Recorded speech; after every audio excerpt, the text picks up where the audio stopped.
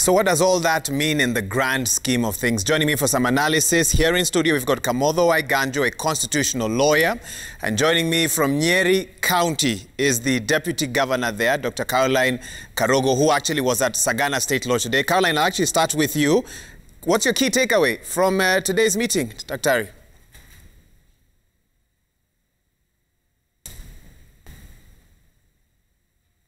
For today's meeting is the spelling out of unity for the region, and also being able to understand and do an in-depth sort of analysis of what the BBI holds for all of us as a region and even for the country.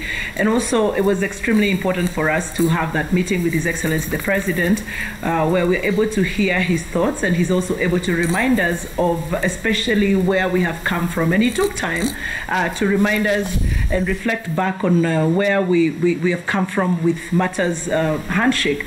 We talked about Sagana 1 and how he had invited all of us once again in his quest for peace to discuss cohesion, and where he had brought on board Ruto. And then we went into Sagana 2 when he once again called a similar meeting, and he said that he had called his brother Raila Odinga just in another quest for peace. Sagana 3 also was about the BBI, which pretty much is about a quest for peace. So we're seeing a president who is very reconciliatory. We're seeing a president who is relentless on his peace-finding mission, harmony in the...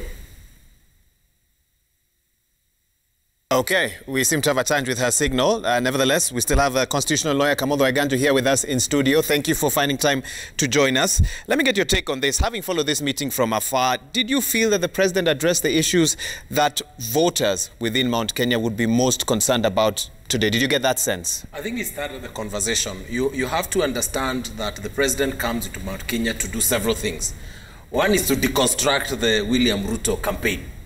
And to explain it to people of Mount Kenya who have gotten excited about it, but to explain to them what are some of the issues they should be thinking about, including what are the challenges about the hustler narrative, and to ask the question, how useful is that conversation in terms of the very serious problems that are facing Kenya, you know, and to say that the problems that are face Kenya require structural solutions, and the structural solutions, some of them are in the BBI. And so the conversation should not be about simplicity, a simple definition of hustlers and dynasties, but asking about how do you resolve very serious problems that Mount Kenya has and other parts of the country. And I think at another level is to change the BBI narrative. The BBI narrative until now has been a very politicized narrative.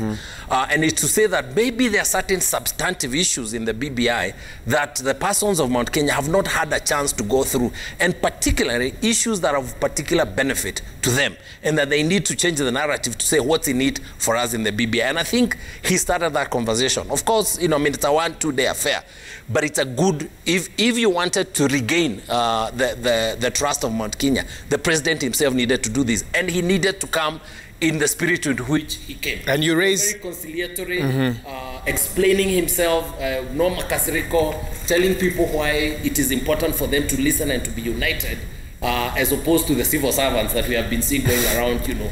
Yeah. You raise an interesting point. 1 to 2 days, probably not enough time to do a lot, but then some would ask, and some online have actually said, would have hoped to hear the president talk about milk and money in people's pockets, coffee, tea, unemployment. That to some, those are the issues that I've expected to hear being addressed today. Do you think that was a missed opportunity to also talk about that? I don't know that you can expect the president to talk about every issue, because remember there are going to be other people who are going out to unpack a lot of these materials. But he did talk about money by saying that you're going to have more money in the grassroots. Now there is how you then utilize the money, how you spend the money to for the benefit of the youth. That is what will be unpacked by other political leaders. But what it does and what is important is it starts a narrative about the content and the substance of this report, which has been missing in the discourse, even in Mount Kenya.